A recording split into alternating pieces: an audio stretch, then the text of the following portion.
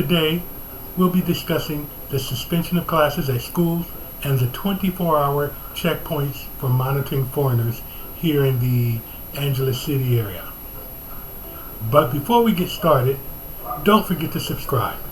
That's the way you thank us for all the hard work of making these videos.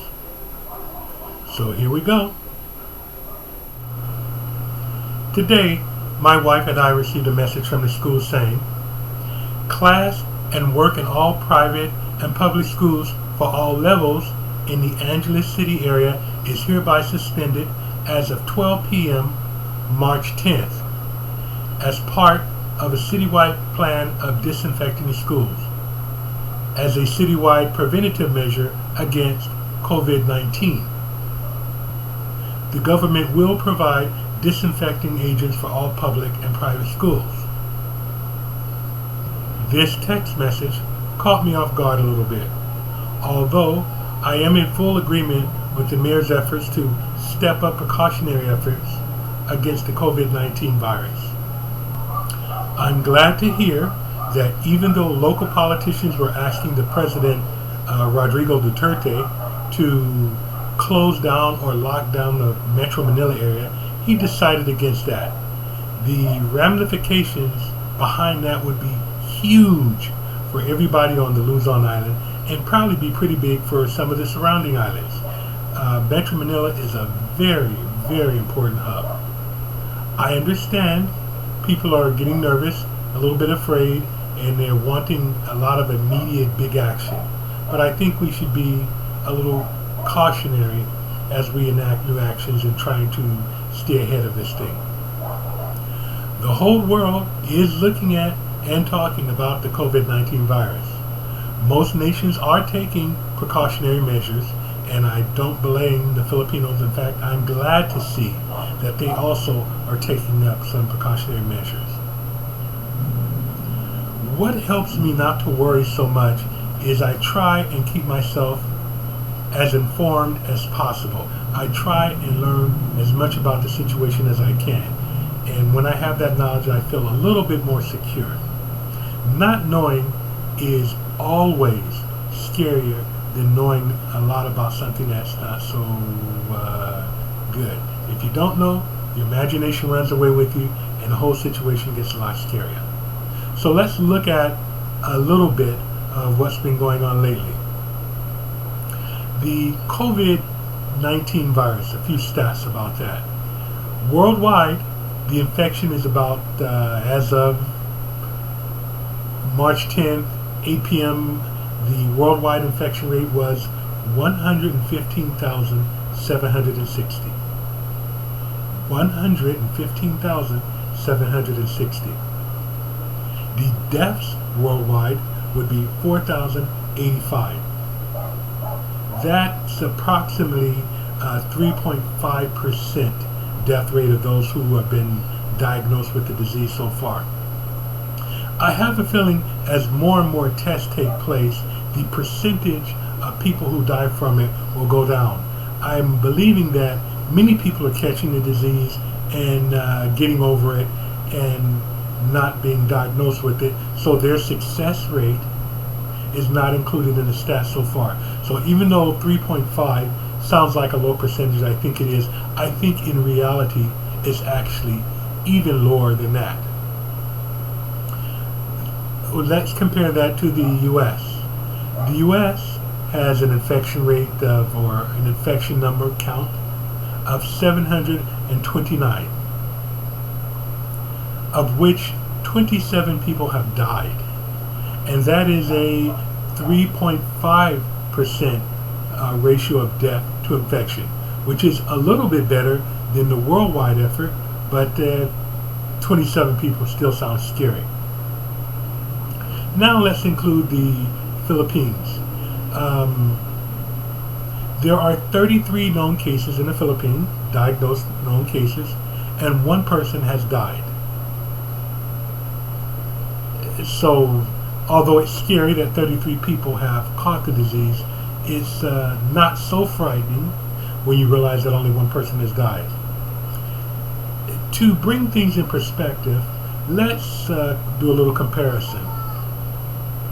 The Philippines has a population of 100 million people. The U.S. has a population of approximately 330 million people.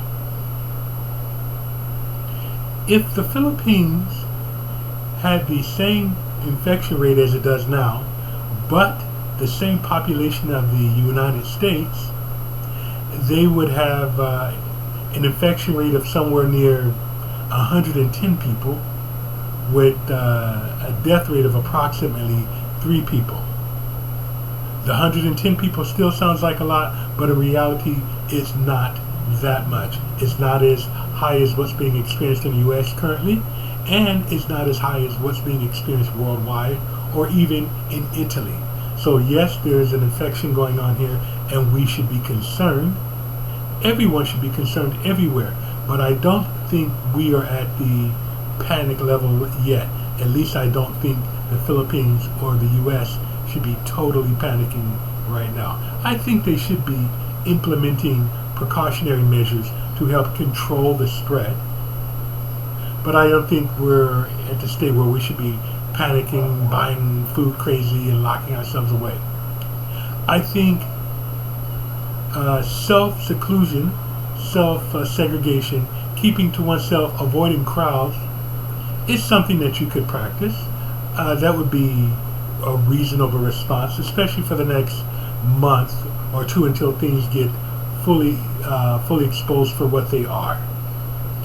But I don't think we should be going too crazy with our precautionary measures as of yet. Some are warranted, but not everything. I see that the mayor of Angeles City, and with the assistance of the police department, has enacted another precaution. It makes me a little nervous, although I do understand, and I still even support him in doing this. I agree with him. And that is, they have enacted borders at the border checkpoints at the entrance and exit points of Angeles City.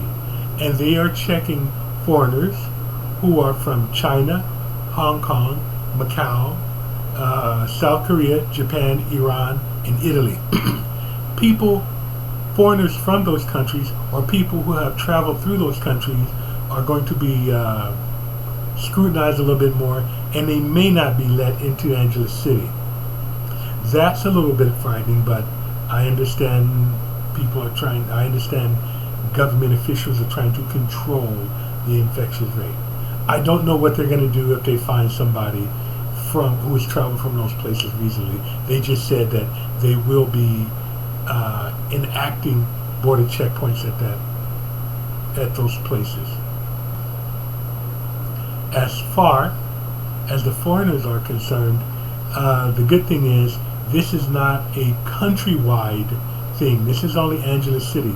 So if you're not comfortable with this, you can temporarily relocate yourself out of the Angeles City area until they get this thing under control and they lessen or weaken some of the precautionary actions. Sorry to say, but that's the way it is. Every country has a right, including the Philippines, to control its border and the foreign nationals, the foreigners, who are within their borders. Every country does this, so the Philippines shouldn't be any exclusion from it. The Philippines shouldn't be any exception to this rule. They have every right to control their borders and the people's movements within them. As far as this information, I'm getting the bulk of it from the City Information Office of Angeles City on Facebook. That's the Mayor's Office of Angeles City who is distributing this information. I will be sure to include a link to that down here somewhere so that you can look at that site. I actually recommend that you do go to that site. They are providing quite a bit of good information.